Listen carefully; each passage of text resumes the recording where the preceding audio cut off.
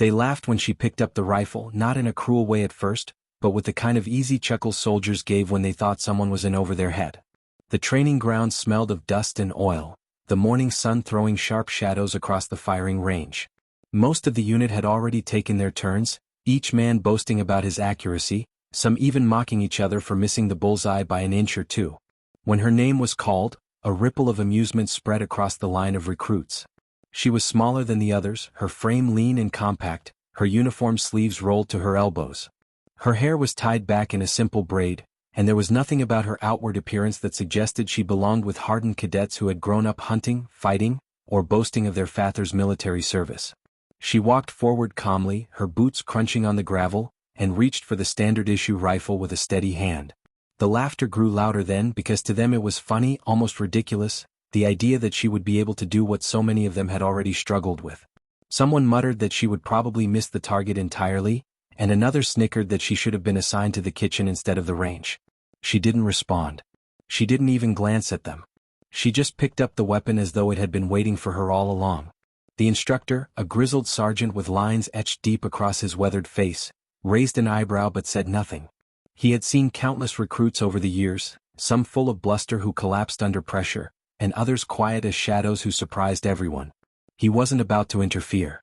He simply motioned her to the shooting position, his voice gruff as he barked out the distance and the command to fire when ready.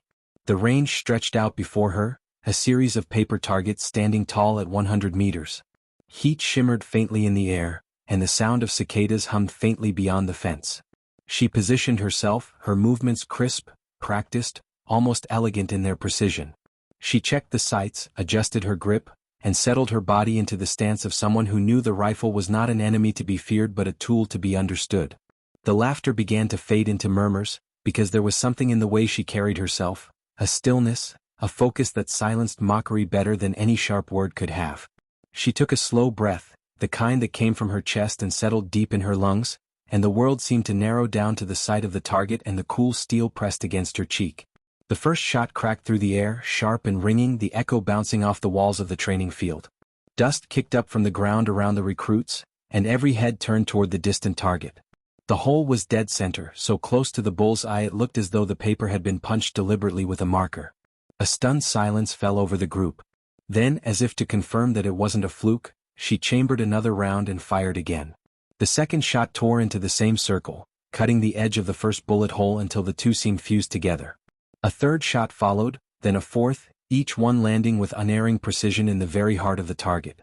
By the fifth, even the ones who had laughed the loudest were standing stock still, their mouths slightly open, the smug expressions wiped clean from their faces. It wasn't luck. It wasn't chance. It was skill, and skill so sharp it left no room for doubt. The sergeant's stern expression softened for the briefest moment, a flicker of something almost like pride crossing his features before he barked at the others to close their mouths and pay attention. She lowered the rifle slowly, her expression unchanged, as though this had been nothing extraordinary, as though hitting the bull's eye was the most natural thing in the world.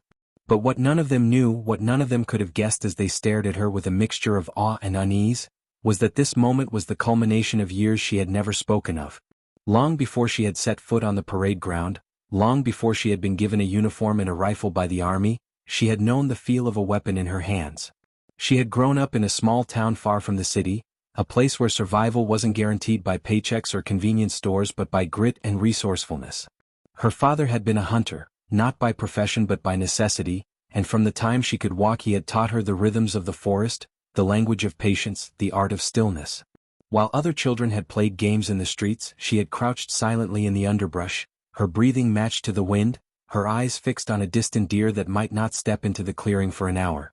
While others had memorized multiplication tables, she had learned how to count the seconds between heartbeats before pulling a trigger. It wasn't about violence. It was about respect, precision, and survival. When her father died, too young and too suddenly, the rifle he left behind became not just a weapon but a memory, a tether to the man who had shaped her, and she had practiced with it until her hands knew its weight better than they knew their own reflection. She never boasted about it.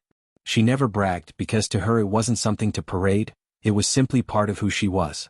But standing on that range with the entire unit watching, she understood in some quiet corner of her mind that this was the first time her skill was no longer a private thing but something revealed, undeniable, exposed to the eyes of others. And in that revelation she felt both a flicker of satisfaction and a tremor of defiance. Because for too long she had been underestimated, dismissed, her quiet demeanor mistaken for weakness, her gender used as an excuse to exclude her from respect. Every laugh she had heard that morning had been a reflection of that prejudice, and with each shot she had burned it away, one bullseye at a time, until the laughter had no air left to breathe. She placed the rifle back on the table, her hands steady, her expression unreadable, and walked back to the line of recruits as though nothing remarkable had happened. Yet everyone stepped aside as she passed, the silence loud enough to make her footsteps ring. She didn't need their approval. She had earned their respect, and that was something deeper, something harder to deny. And though none of them knew it yet, this was only the beginning of the story, the first chapter of a journey that would prove just how dangerous it was to laugh at the quiet ones. The silence after her demonstration lingered long into the afternoon, following her even as the recruits were dismissed from the range and sent back to their barracks. Nobody dared make a joke now, and even those who had been the loudest with their laughter earlier seemed to shrink in her presence, muttering quietly among themselves but never directly addressing her. She didn't gloat, she didn't smile, she didn't even acknowledge that anything unusual had happened. She simply went about her duties with the same calm efficiency that had marked her from the beginning. But the truth was, word traveled fast in a unit like theirs. By nightfall, her reputation had spread across the camp. Some called her lucky, others whispered that she must have been practicing in secret for years, but most just stared with a kind of wary respect whenever she walked into the mess hall or crossed the parade ground. The sergeant, for his part, didn't say much either, but the next morning he gave her a small nod, the kind of gesture that carried more weight than 100 words. She understood it for what it was: recognition. Training grew harder in the days that followed. The instructors pushed the recruits to exhaustion, making them run endless drills, crawl through mud, and repeat exercises until their muscles screamed. Many of the others complained under their breath, but she never did. She endured it all with the same quiet focus that had marked her first day, her face set, her steps steady, her hands never trembling even when the weight of her pack cut into her shoulders and sweat stung her eyes. It wasn't that she didn't feel the strain, she did, but she had learned long ago that complaining did nothing to lessen pain. The only way to survive was to move through it, one step at a time, until the suffering became just another part of the rhythm of life. And the more the others saw her unflinching perseverance, the more they began to fall silent around her. Their jokes dried up, their mockery faded, and in its place grew something she had not expected: admiration. A few even started following her example, pushing harder, complaining less, watching how she carried herself as though there was some secret strength in her they could learn by observation. One evening, after a particularly grueling obstacle course that had left most of the unit groaning and limping, one of the recruits approached her. He was tall, broad-shouldered, and had been one of the men who had laughed the hardest on the firing range that first day. Now his voice was quieter, his tone stripped of arrogance.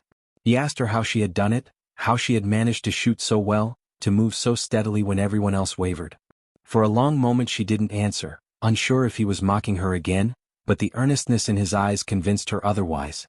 Finally she said simply that it wasn't about talent or luck, it was about discipline. Her father had taught her that the rifle didn't forgive hesitation, that the forest didn't reward impatience, and that the body could endure far more than the mind believed if only the will was steady. He nodded slowly, absorbing her words, and for the first time she saw in his face not the shadow of laughter but the beginnings of respect. After that, others began to ask as well, quietly, cautiously, as though they feared scaring away the calm wisdom she carried. She never gave long speeches, never lectured, but the few words she shared were remembered. The sergeant noticed the shift too. One morning he pulled her aside after drills, his voice low, his eyes sharper than usual. He asked her where she had learned to shoot like that, and though she considered brushing it off, she found herself telling him the truth. About the long hunts with her father, about the countless hours of practice, about the silence of the woods where every sound mattered and every breath had weight. He listened without interrupting, then finally nodded, his weathered face unreadable. "Keep it up," he said gruffly, "but don't let it go to your head. Respect is earned every day, not just once." She nodded in return because she already knew that. She had no interest in boasting or resting on her achievement. For her, each day was a chance to prove herself anew. Weeks passed, and the unit began live combat exercises in simulated conditions. Mock battles staged in rough terrain with blank ammunition and strict rules of engagement. It was here, more than anywhere else, that her talents shone. While others rushed forward recklessly or wasted energy shouting orders, she moved like water, slipping through cover, positioning herself with precision, firing with accuracy that marked every mock enemy she faced.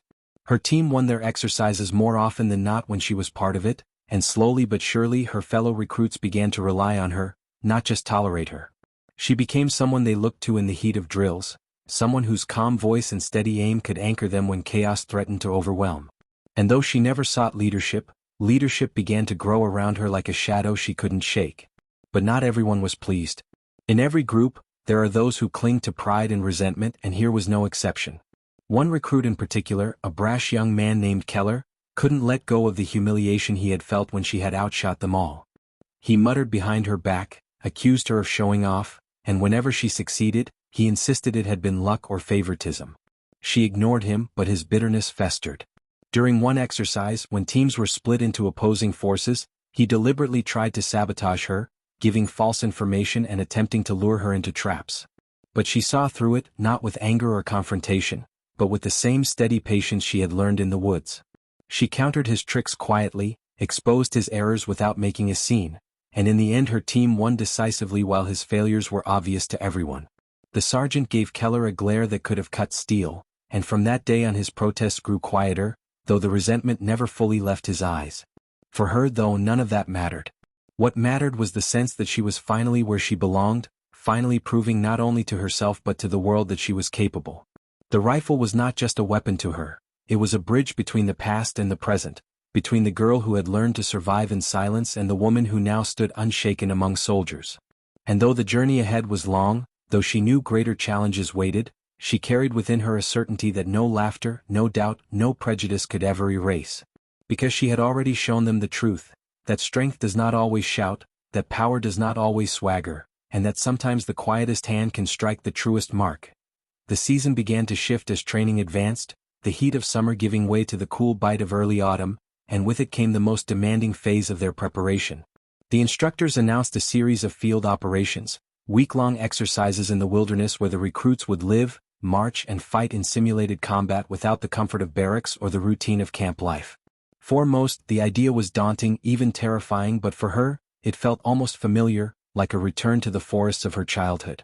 When the unit set out, packs heavy on their shoulders and rifles slung at their sides, she moved with an ease that seemed out of place among the groans and curses of her companions. The forest whispered to her like an old friend, its shifting leaves and hidden trails speaking a language she understood. Where others stumbled over roots and grew restless under the weight of silence, she moved fluidly, conserving her strength, keeping her senses sharp. And in those long days, her quiet confidence became not only visible but indispensable. The first nights were the hardest for the others. Sleep was broken by the cold, food was rationed to meager portions, and the endless watch shifts left them bleary-eyed and irritable. She, however, took her turn without complaint, sitting alert by the dim glow of the campfire, her eyes sweeping the tree line with the same patience she had once practiced in the still woods of home. On her watch, no one worried, and slowly her fellow recruits began to trust her in ways they hadn't before. When she gave quiet suggestions about where to set camp or which paths to avoid, they began to listen. They discovered quickly that her instincts were rarely wrong, and what at first had been reluctant acknowledgement grew into reliance. Even those who had once mocked her found themselves seeking her out when they were uncertain, because in her presence the chaos of the field felt manageable. She never tried to lead, but leadership seemed to fall into her hands naturally, as though the forest itself recognized her authority and the others couldn't help but follow. Challenges grew fiercer as the exercises progressed. The instructors staged ambushes, surprise attacks in the dead of night, forcing the recruits to scramble, shouting orders and firing blanks into the darkness. It was here that she truly shone, not with bravado but with precision. She didn't panic, didn't shout unnecessarily, she observed, calculated, and acted with sharp efficiency. Her shots struck true, her movements were decisive, and her calm steadied those around her. During one ambush, when Keller's squad was pinned down by an opposing team, she flanked silently through the brush, moving unseen until she took position behind the enemy. One by one her shots rang out, each hitting its mark, and by the time the dust cleared Keller's squad was free. Though he still carried resentment in his eyes, even he could not deny that she had saved him from humiliation, and for a moment his scowl faltered into something like reluctant gratitude. The sergeant, watching from a distance, said nothing, but when he marked the scores at the end of the day, her team came out on top once again. As days turned to weeks, The wilderness tested not just their bodies but their resolve. Rain poured without mercy, turning trails into rivers of mud and leaving uniforms soaked and heavy. Hunger gnawed at them as rations dwindled, and blisters burned holes into their feet. Some recruits broke down in tears, others cursed the instructors under their breath, but she endured it all with quiet resilience. She had known hunger before, she had known discomfort, and so she bore it without complaint, showing the others by her example that hardship was not an enemy but a companion to be carried. Slowly that resilience began to spread. The complaining lessened, the grumbling faded, and even in the darkest, wettest nights, when morale was at its lowest, the sight of her steady figure kindled a spark of determination in the others. She became not just a skilled shooter but a symbol of endurance, proof that strength did not always roar but could persist silently, unyielding. Yet beneath her calm exterior she wrestled with her own doubts. It was one thing to excel in training, in exercises where bullets were blanks and enemies were fellow recruits, but she knew that beyond the walls of the camp lay a world where rifles fired live rounds and choices meant life or death. She asked herself quietly in the solitude of the night watch, whether she would be strong enough when the time came. Would her hands remain steady? Would her heart betray her with fear? She thought of her father then, of the lessons he had taught her, and she clung to the belief that the discipline he had instilled would carry her through. But she knew, deep down, that no amount of practice could fully prepare her for the moment when theory became reality. That thought lingered, like a shadow she carried with her, even as others around her saw only her unshakable strength. Toward the end of the field operations, the instructors staged the most difficult test yet, a full-scale mock battle stretching across miles of rough terrain, with squads competing against each other for control of strategic positions. It was grueling, a marathon of endurance and tactics that pushed the recruits beyond exhaustion. For 3 days they marched, fought, retreated, and advanced again, their clothes torn, their faces streaked with mud and fatigue. It was during this trial that her place in the unit became undeniable. Time and again, when others faltered, she carried them forward. When supplies ran low, she found hidden resources, edible plants, clean water from streams, ways to survive that others overlooked. When morale crumbled, her steady presence held them together. And when the final push came, a desperate assault on the last objective, it was her precision shots that cleared the path, her calm orders that guided them through the storm. They won not because they were stronger or faster than the other squads, but because she had turned chaos into clarity, fear into focus. When the battle ended and the instructors called them back to camp, the unit collapsed in exhaustion, too tired to celebrate, too worn down to even speak. But as they lay on the ground, gasping for breath, they knew what had happened. They had followed her, not by command but by choice, not because she demanded it but because she had earned it. Even Keller, who had once mocked and resented her, sat quietly nearby, his head bowed, his eyes betraying an acknowledgement he could not bring himself to voice. The sergeant walked among them, his boots crunching on the gravel, his expression unreadable as always. But when he stopped in front of her, he paused for the briefest moment and gave the faintest of nods, a silent recognition that spoke louder than any praise. She met his eyes, gave a small nod in return, and then lowered her gaze because she didn't need applause. What she needed was the knowledge that she had endured, that she had proven herself not just once but again and again. That night, as the camp settled into weary sleep, she lay awake beneath the stars, her body aching, her mind restless. The laughter that had greeted her on her first day felt like a distant memory now, almost unreal, replaced by silence, respect, and something heavier, expectation. She knew that in the eyes of her fellow recruits, she had become more than just another soldier. She had become a standard, a quiet measure of what could be achieved. And though part of her feared the weight of that expectation, another part embraced it, because she understood now that her journey was not just her own. It was tied to the people around her, to the unit that had once doubted her but now looked to her for strength. And in that realization she found something deeper than pride, purpose. The return to camp after the long field operation was supposed to be a relief, but for her it felt more like a pause before the next storm. The barracks, with their solid walls and warm bunks, seemed almost foreign after weeks of rain-soaked tents and nights under the stars. Many of the recruits sprawled on their beds as though they had returned from war itself, sighing in relief at the comforts of hot meals and dry uniforms. She appreciated those things too, but she couldn't shake the feeling that comfort was a trap, a soft blanket that dulled the edge of discipline. While the others rested, she cleaned her rifle meticulously, every motion precise, every piece oiled and fitted until it gleamed. She did it not because the instructors demanded it but because it was part of who she was, a ritual that anchored her, a reminder that her true test was still ahead. The laughter that had once met her was gone now, but in its place she sensed something heavier: expectation. Her unit looked at her differently, the way soldiers look at someone they trust to carry them through fire, and though she carried it quietly, the weight of that trust pressed on her shoulders every day. The next phase of training was urban combat, staged in a mock village built from concrete shells and empty streets designed to mimic the chaos of real warfare. The instructors warned them that here mistakes would cost points, pride, and sometimes safety. Unlike the open fields, the village demanded awareness from every angle: rooftops, windows, alleys, and many recruits struggled with the shift.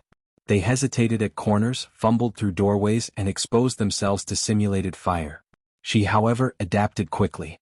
Her movements were fluid, her senses sharp, her decisions fast and precise. She cleared rooms with the efficiency of someone who understood how to see patterns in chaos, how to anticipate danger before it appeared.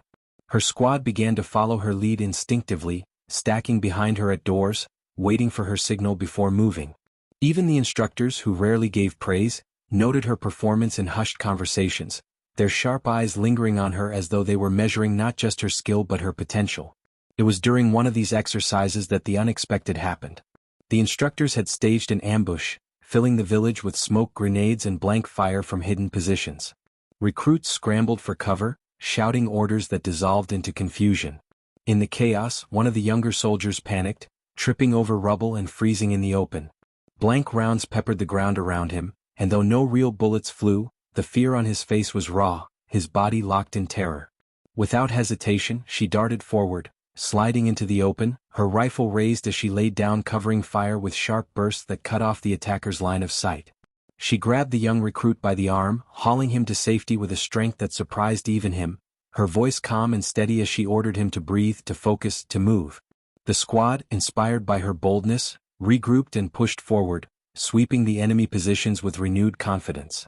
When the exercise ended, the instructors singled her out, not with flowery praise but with the rare acknowledgement that she had demonstrated leadership under pressure. For her, it wasn't about recognition, it was about instinct. She hadn't thought, she had simply acted, because to leave him behind would have been unthinkable. From that moment on, the bond within her unit deepened. She was no longer just the recruit who could outshoot them all, she was the one who would risk herself to pull them through.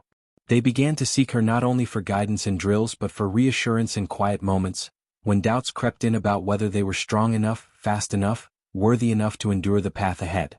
She never offered grand speeches, only quiet words, but those words carried weight. She told them that fear was natural, that even the strongest felt it, but that courage was not the absence of fear, it was action despite it. Her calm presence steadied them in ways the instructors never could, because she wasn't above them. She was one of them, sharing their hardships, their sleepless nights, their aching muscles. And in that shared struggle, respect turned into loyalty. But while many embraced her, Keller's resentment smoldered. Though his open hostility had lessened, he still bristled whenever the others praised her, still muttered under his breath when she succeeded. He couldn't accept that the one he had once mocked now stood higher in the eyes of the unit than he ever had. One evening in the mess hall, his frustration boiled over. He confronted her in front of the others, accusing her of trying to outshine everyone, of making the rest look weak. The room fell silent, all eyes on them. She met his glare calmly, her voice steady as she told him that she had never tried to outshine anyone, that she only did her duty, the same as all of them. But Keller wasn't satisfied. He shoved the table, his anger spilling into reckless defiance. Before it could escalate, the sergeant stormed in, his voice like thunder as he ordered Keller outside. The punishment that followed was severe: extra drills, night watches, and a warning that if he couldn't learn to control his pride, he would be discharged. For the rest of the unit, the incident only confirmed what they already knew: she didn't need to fight for respect. It was already hers. As winter drew closer, their training reached its final phase: live-fire exercises. This was no longer blanks and smoke but real bullets, real explosions, and real danger. The air grew tense, the stakes higher, the margin for error razor thin. For many, the weight of live ammunition in their hands brought trembling hands and shallow breaths. But for her, it was the moment she had been preparing for her entire life. Every lesson her father had taught her, every hour of practice in the forest, every shot she had ever taken, it all led here. When the first live rounds cracked through the air, she remained steady, her shots clean, her movements exact. Others faltered, flinching at the noise, hesitating at the recoil, but she embraced it with the same calm precision that had defined her from the beginning. The instructors took note, whispering among themselves, their eyes sharper now, as though they were beginning to see not just a skilled recruit but something rarer, something that could not be taught. It was during these live exercises that she faced her greatest test yet. The scenario was simple: advance across rough terrain under fire, secure the objective, and hold it until reinforcements arrived. But simple on paper became brutal in practice. Explosions shook the ground, bullets whistled overhead, and recruits scrambled for cover, their nerves stretched thin. Midway through the assault, one of her squad mates was hit, not fatally but enough to take him out of the fight. Panic spread as the squad faltered, unsure whether to press forward or retreat. She didn't hesitate. She ordered two to lay suppressing fire while she crawled through the dirt, bullets tearing the earth around her, until she reached the fallen soldier. With calm efficiency, she dragged him back behind cover, her body shielding his as she shouted for the medic. Her actions reignited the squad, steadied their panic, and they pressed forward, securing the objective. When it was over, the instructors marked it as a pass, but everyone in the squad knew the truth: they had succeeded because of her. And though she brushed off their gratitude, inside she felt the quiet certainty that she was ready for more. That night, as she sat cleaning her rifle under the dim glow of a lantern, she thought back to that first day, to the laughter that had greeted her when she picked up the rifle. It felt like a lifetime ago now, a distant echo replaced by silence, respect, and loyalty. She knew challenges still lay ahead, that beyond the safety of training fields waited a world where bullets didn't stop at paper and friends didn't rise after being struck. But she also knew something deeper, that whatever came, she would face it as she always had, with calm, with discipline, with unshakable resolve. And though she didn't say it aloud, she carried within her a promise. Never again would anyone laugh at the sight of her with a rifle in her hands. Because she had proven it, not just once, not just in training, but in every breath, every step, every shot, that she belonged. The day they graduated from training was cold, the sky a hard gray sheet above the parade ground, the wind biting at their uniforms as they stood in formation. For most recruits, it was a day of relief, of celebration, of imagining themselves as soldiers at last.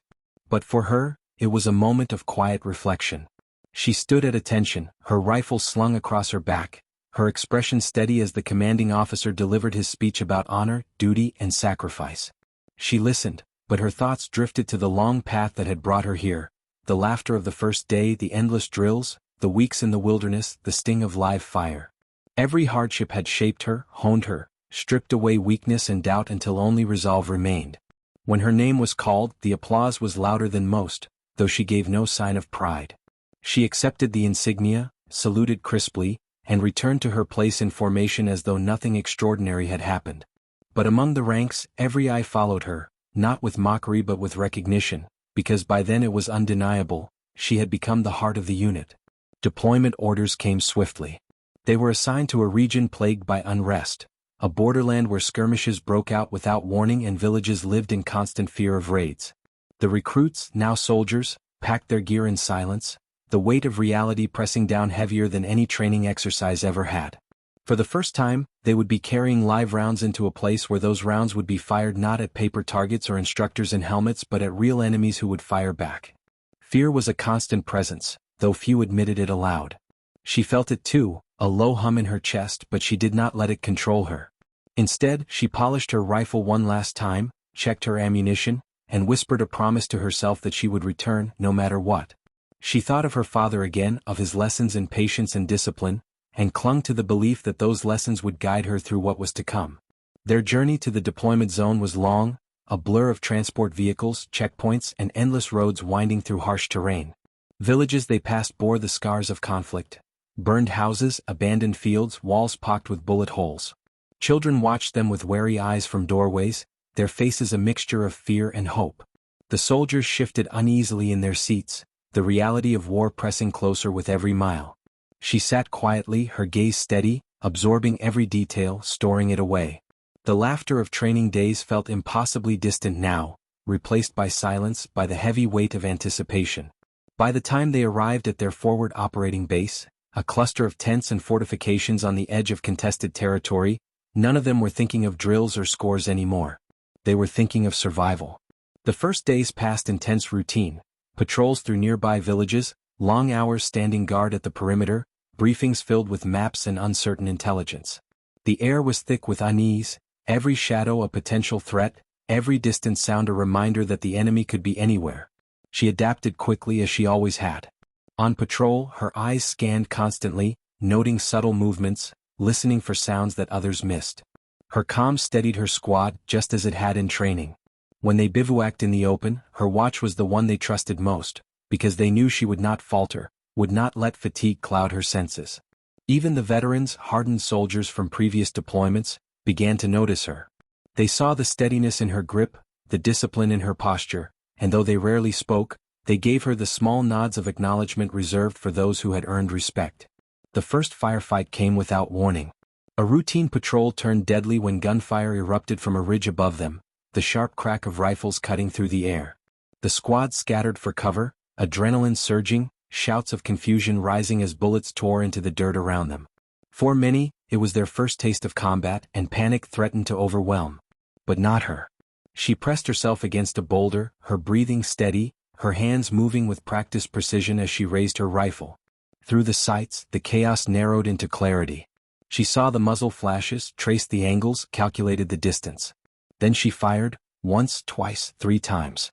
Each shot found its mark, silencing the enemy positions one by one. Her calm steadied the squad, and soon they rallied, returning fire with renewed focus until the ridge fell silent. When it was over, the soldiers sat trembling, their hearts racing, their faces pale. She lowered her rifle, her expression unchanged, though inside her chest thundered with the realization that this was no longer training. She had taken lives, real ones, and though she felt no pride in it, she felt no regret either. It was survival. It was duty. In the aftermath, whispers spread through the camp. Stories of her precision, her composure under fire, circulated among the soldiers. Some called her lucky, others called her gifted, but most simply began to look at her differently, with a respect that went beyond admiration. She had proven herself not just in training but in the crucible of combat, and that was something no amount of drills could replicate. The sergeant, now her commanding officer in the field, said little, but his eyes told the story. He no longer looked at her as just another soldier. He looked at her as someone he could rely on, someone he could trust when the situation turned desperate. And though she carried that weight quietly, she understood what it meant. She was no longer proving herself for her own sake. She was carrying the trust of her comrades, and that trust was sacred. As weeks passed, the squad saw more action. Ambushes on dusty roads, tense negotiations in suspicious villages, long nights waiting in silence for attacks that sometimes came and sometimes didn't. Each encounter tested them, wore them down, stripped away illusions. Fear became familiar, loss became inevitable, but through it all, she remained steady. Her rifle spoke when it needed to, her voice calm when others shook. She became a pillar, not by design but by necessity, because without her, the cracks might have broken them apart. And though the burden grew heavier with every passing day, she carried it without complaint, the way she had carried every hardship before. Yet war is relentless, and she knew that the true test was still ahead. She could feel it in the air, in the way the officers spoke in hushed tones over maps, in the way patrols grew longer and more dangerous. Something was coming, something larger than skirmishes and ambushes. And when it came, she would need every ounce of discipline, every lesson her father had taught her, every hour she had spent proving herself. Because laughter was gone now, replaced by the grim silence of reality. And in that silence, she knew one truth above all. The rifle was no longer just the memory of her father or the symbol of her strength. It was survival, it was duty, it was the line between life and death, not just for her but for everyone who stood beside her. The build-up to the operation began quietly, almost too quietly, as though the air itself held its breath before a storm. Orders came down from higher command that the unit would be part of a larger push into enemy-held territory, a campaign designed to reclaim ground and establish control of a region that had been plagued by raids for years. The maps spread across the tables in the command tent showed red lines marking hostile strongholds, ridges bristling with defenses and villages caught in the crossfire. For many of the soldiers, the sight of those maps was enough to twist their stomachs with dread, but she studied them carefully, her eyes tracing every contour, every potential choke point. She was not thinking of fear but of preparation, of how to make each move count, how to ensure her squad survived. When the sergeant addressed them, his voice steady but grim, she caught his glance resting on her more than once. He trusted her, and in that unspoken trust lay a weight heavier than her rifle, heavier than the armor strapped to her chest. They moved at dawn 2 days later, the sky still wrapped in shadows, the air cold enough to sting their lungs. The convoy rumbled forward, trucks and armored vehicles grinding across dirt roads scarred by years of conflict. Every bump jarred their bodies, every turn felt like the edge of a trap. She sat with her squad in the back of a transport, the rifle resting across her knees, her eyes scanning the horizon through the small window. No one spoke much. Some stared at the floor, lost in private prayers. Others fidgeted with their gear, checking and rechecking magazines, grenades, knives. She remained still, conserving her energy, her mind replaying the maps, the routes, the likely ambush points. The laughter and banter that had once filled their rides during training was gone, replaced by silence thick enough to press against their throats. Yet within that silence, her calm presence became an anchor, a reminder that fear did not have to rule them. The first shots came before sunrise, a sharp rattle of gunfire that erupted from the hills flanking the road. The convoy jolted to a halt, soldiers leaping from the trucks as bullets sparked off metal and tore into the dirt. The world dissolved into chaos, shouts of orders, explosions from grenades, the whine of incoming rounds. She hit the ground, rolled into cover behind a boulder, and lifted her rifle in one smooth motion.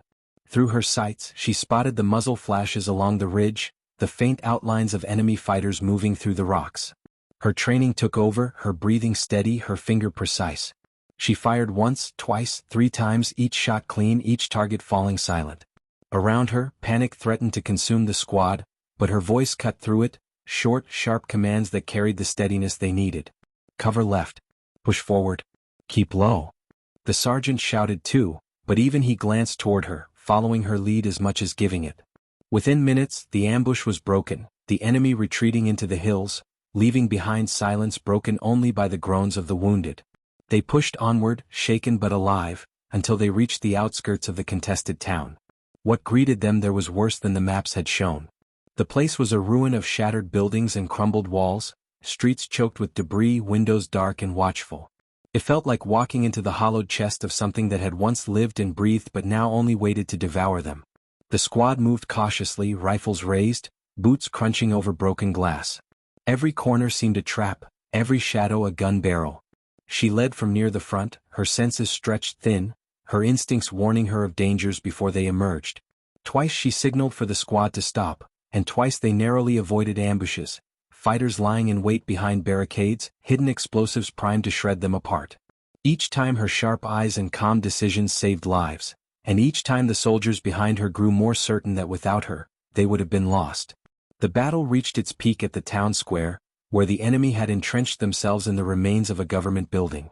The firefight erupted like a thunderclap, bullets lashing across open space, grenades exploding against walls. The air filled with smoke and dust, the acrid stench of gunpowder burning their lungs. Her squad dove for cover, pinned down by heavy fire from machine guns positioned in the upper windows. Fear clawed at them, but she saw more than the chaos. She saw the rhythm of the enemy fire, the gaps in their reloads, the angles of approach that others missed. Crawling to the sergeant's side, she pointed out a flank route through a collapsed alley, a narrow path that would bring them behind the enemy positions. He hesitated only a moment before nodding, trusting her judgment as he had so many times before.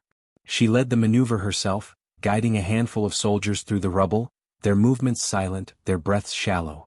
Step by step, they crept into position, the noise of the battle masking their approach. When they struck, it was sudden and decisive, her rifle cutting down the gunners before they could turn. The squad surged forward, taking the building room by room until the square was theirs. The victory came at a cost. Several soldiers lay wounded, some beyond saving, their blood dark against the gray dust of the ruins. Medics worked frantically, but the reality of loss settled heavy over the unit. She sat for a moment beside one of the fallen, her hands steady even as her chest ached with the weight of it. She had seen death in training exercises, imagined it during drills, but here it was raw and undeniable. Yet even in grief she did not falter. She rose, cleaned her rifle and returned to her squad, because they needed her strength more than ever. Around her, eyes turned with a mixture of sorrow and awe. They no longer saw just a comrade or even just a skilled marksman, they saw someone who carried them forward when despair threatened to drown them. That night, as they held the square, the sergeant gathered the squad and spoke plainly. He told them that their survival today had not been chance nor luck, but the result of discipline, of trust, and of one soldier who had refused to let fear control her. He did not name her directly, but every glance fell on her, every silence filled with the unspoken truth. She felt their gaze but said nothing, only sat quietly, cleaning her rifle beneath the dim light of a lantern. Inside, though, she felt the weight of their belief settle on her shoulders, heavier than any pack she had carried. She had not sought this role, had not asked for leadership, but it had come to her nonetheless. And as the night stretched long and uneasy, she promised herself that she would not let them down. She lay awake long after the others had drifted into uneasy sleep, the distant sound of gunfire still echoing faintly in the hills. Her thoughts wandered back to the beginning, to the day they had laughed when she picked up the rifle. It seemed like a lifetime ago, a different world, yet it had led her here, to this square, to this squad, to this moment. She knew the battles ahead would be harder, the losses greater, the tests fiercer. But she also knew she would face them, not for herself but for the soldiers who now trusted her more than anything. The laughter was gone, but in its place was something deeper, something unshakable. And as she finally closed her eyes, her rifle resting within reach, she understood that her journey was far from over. It was only just beginning. Word of her actions in the square traveled faster than she expected, carried on whispers between units, repeated in the mess tent, passed along in reports up the chain of command. Soldiers who had never fought beside her began speaking her name with a mixture of curiosity and respect, some calling her the girl who never missed, others saying she was a ghost with a rifle, unseen until it was too late for the enemy.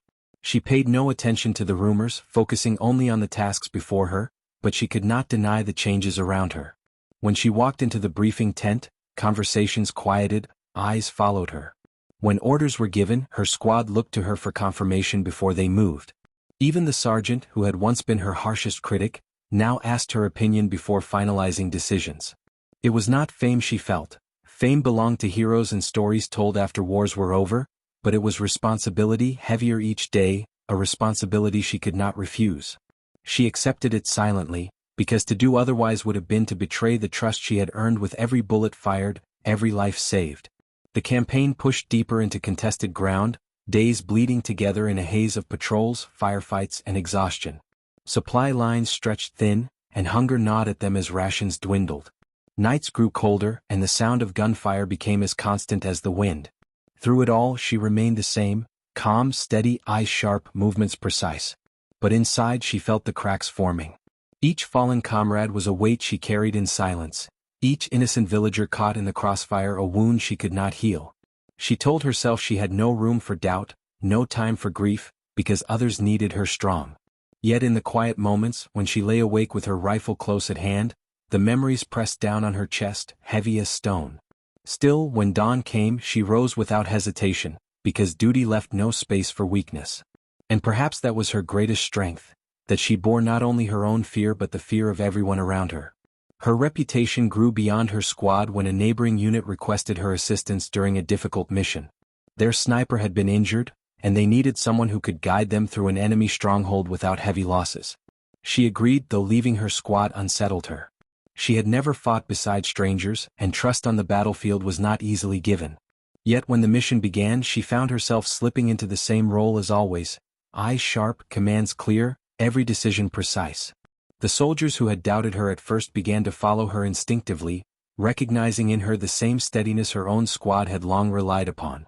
The mission succeeded with minimal casualties, and when they returned, their voices joined the chorus of stories spreading through the camp. She was no longer just a name within one squad, she had become a figure soldiers across the campaign spoke of when they whispered about survival and courage in the dark. But war is not built only of victories. The test that changed her forever came on a mission meant to be simple. A patrol to secure a village rumored to shelter enemy fighters. When they arrived, the village seemed quiet, too quiet, the streets empty, doors barred, windows shuttered. Her instinct screamed danger and she signaled for caution. Yet no shots rang out, no ambush came. Instead, they found only villagers, women, children, and old men, huddled together in the square, their faces gaunt with hunger, their eyes hollow with fear. The sergeant's orders were clear. Search the homes, secure the area, detain anyone suspected of aiding the enemy. But as the soldiers moved, she saw the truth in the villagers' faces. They were terrified, yes, but not of the unit, of the enemy that had passed through days before, stealing food, threatening death if the villagers resisted. These people were not collaborators, they were victims. Yet the pressure of the war demanded results, demanded names, demanded proof that progress was being made. She stood frozen for a moment, caught between duty to orders and duty to truth. The sergeant barked for her to check one of the houses, a command she could not refuse, and she entered with 2 soldiers at her side. Inside she found a young boy, no older than 10, clutching a wooden toy rifle as though it might protect him. His eyes were wide with fear, his body trembling. One of the soldiers raised his weapon, mistaking the toy for a threat, but she stepped between them, lowering the barrel with a firm hand. She crouched down, her voice soft but steady, speaking gently until the boy loosened his grip and let the toy fall. She knew in that moment that war had no mercy, that innocence could be destroyed in an instant by a single careless decision. When she stepped back into the street, she argued with the sergeant, her voice calm but firm, insisting that these villagers were not enemies. It was the first time she had openly challenged him, and though his eyes flashed with anger, he did not contradict her. Perhaps he saw the truth in her face, or perhaps he had come to trust her judgment too much to ignore it. Either way, the villagers were spared that day, though she knew the decision might cost her later. That night, by the fire, soldiers debated what had happened. Some agreed with her, grateful they had not added more innocent blood to their conscience. Others whispered that she had risked their safety by defying orders, that kindness had no place in war. She listened quietly, saying nothing, but inside she wrestled with the weight of it. She had always believed her rifle was a tool of survival, of protection, but now she saw it was also a burden, capable of both justice and injustice depending on the hand that guided it. For the first time she wondered not just whether she could keep fighting, but whether she could keep fighting without losing the part of herself that made her human. Yet even in doubt, she knew one thing with certainty: she would rather carry the risk of compassion than the certainty of cruelty. Because if war stripped away that choice, then survival itself would mean nothing. The weeks that followed tested that belief again and again. Sometimes she succeeded, finding ways to shield innocence while still fulfilling her duty. Other times she failed, forced to watch helplessly as villages burned, as lives were lost in battles too large for her to control. Each time the weight grew heavier, pressing against her until it felt like her chest might break. But still she carried it because she had no other choice. And through it all, her squad remained at her side, trusting her not only to guide them through the chaos of battle but also to remind them of the humanity buried beneath the rubble of war. She had become more than a marksman, more than a leader, she had become a conscience, a reminder that even in darkness there were choices that mattered.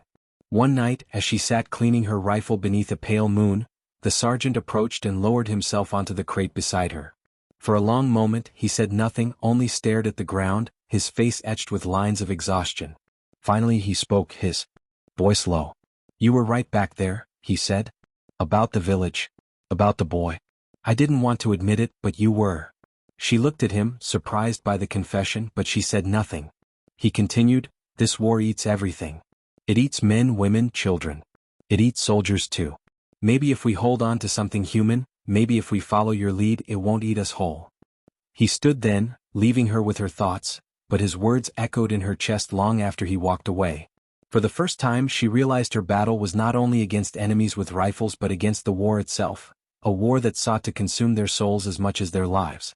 And as she lay down to rest, her rifle close by, she promised herself she would keep fighting, not only for victory, not only for survival, but for the fragile humanity that war threatened to erase.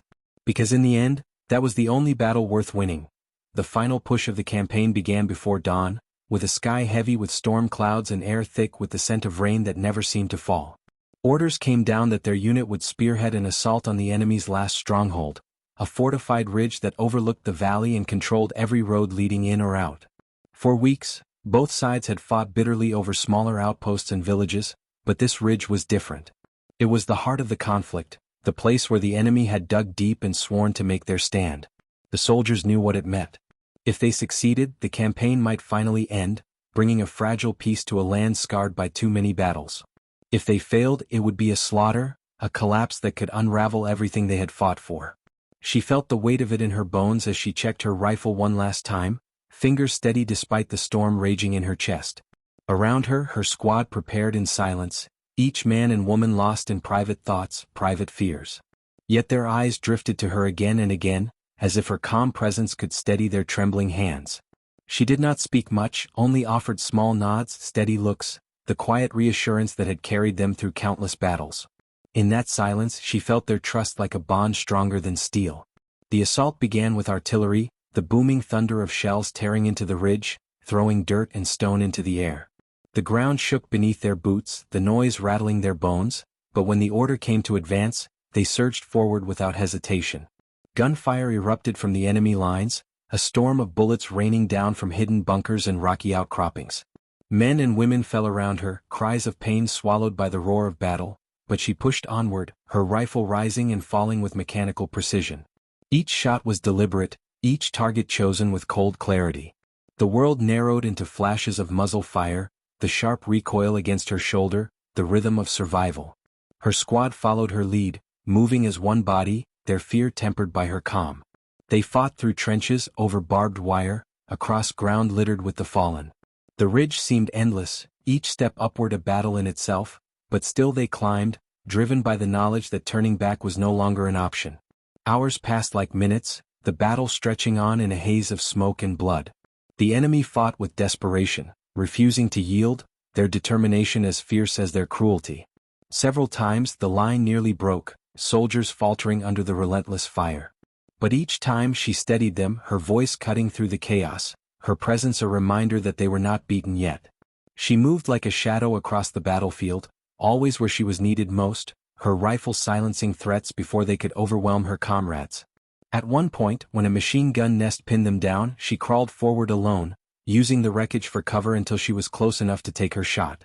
One bullet, then another, and the nest fell silent, opening the path for her squad to surge forward. Cheers rose briefly behind her, but she did not pause to savor them. There was still more to do, more ground to take, more lives depending on her steadiness. By midday they reached the final defenses near the summit of the ridge. The enemy had entrenched themselves in bunkers of stone and steel, firing relentlessly at the advancing soldiers. The air was thick with smoke, the ground soaked with rain and blood, every breath a struggle. She crouched behind a shattered wall, her chest heaving, sweat and dirt streaking her face. Around her, her squad waited, eyes on her, their faith unshaken despite exhaustion. She studied the battlefield, mind racing, searching for a weakness. And then she saw it, a narrow gully winding up the side of the ridge, partially hidden by debris, overlooked by the defenders focused on the main assault. It was a risk, a gamble that could cost them dearly, but it was also their best chance. She explained quickly, her voice calm despite the thunder of gunfire, and without hesitation her squad agreed. They trusted her more than maps, more than orders from above, more than anything else. The climb was brutal, every step a fight against mud, rocks and the weight of their gear. Enemy fire rained down nearby, but the gully shielded them just enough to move forward. At the top, they emerged behind the bunkers, the defenders caught off guard. In the chaos that followed, her squad fought with a ferocity born of desperation and trust, each soldier knowing this was the moment everything had led to. She led from the front, her rifle never missing, her voice guiding them through smoke and screams. One by one, the bunkers fell, the ridge shaking with the sound of explosions and the cries of the wounded. When at last the firing slowed, when the enemy line crumbled and white flags began to rise, a strange silence descended over the battlefield, a silence heavy with exhaustion, sorrow, and the faint flicker of hope. But victory did not come without cost. Many lay wounded, some gone forever, their names etched into the memory of those who survived. She walked among them, her heart heavy, her rifle hanging at her side. Her squad, though bloodied and battered, had survived together, bound tighter than ever by the crucible they had endured. The sergeant found her near the edge of the ridge, where she stood staring out over the valley below. His face was pale, streaked with grime, his eyes filled with both grief and pride. He said nothing at first, only stood beside her, the silence speaking louder than words. Finally he placed a hand on her shoulder and said, "They'll tell stories about this day. About how we took the ridge. About how we survived. And they'll tell your name most of all." She shook her head, unwilling to claim glory from so much pain, but he only nodded. "It doesn't matter what you want. You've become more than a soldier to them. You've become the reason they believe we can win." When the campaign ended weeks later, the war itself did not end. Wars never truly ended, they only shifted, reshaped, found new ground to scar. But for her unit, the ridge marked a turning point, a moment that would be remembered long after the smoke had cleared. She returned to base with her squad, greeted by cheers from soldiers who had heard the stories, who looked at her as though she were larger than life. Yet inside she felt only weariness, the kind that sank into her bones and would never leave. She cleaned her rifle one final time, the ritual as steady as it had been since training, and placed it carefully beside her. She thought of her father, of the day she had first lifted the rifle and heard the laughter that had once tried to break her. She thought of the battles, the losses, the moments of compassion that had kept her human. And she realized that though the war had taken much, it had not taken her resolve, her humanity, or her quiet strength. In the years that followed, her story spread beyond the battlefield. Some called her a hero, others a legend, though she never claimed either title for herself. To her squad, she was something simpler and greater, the one who had stood unshaken when the world around them crumbled, the one who had carried them through fear and loss. And when younger soldiers, new recruits who had never seen the ridge, asked about her, the veterans smiled and told them a story. They told of the day when everyone laughed as she picked up the rifle, and how that laughter turned to silence and then to awe when she outshot them all. They told of the battles, of the calm voice that steadied them, of the sharp eyes that saw hope where others saw only despair. They told it not as myth but as truth because they had lived it, because she had lived it. And though she herself never sought to be remembered, she was, in the quiet way that matters most, etched into the hearts of those who survived, carried in the stories told by firesides long after the war had passed. The end.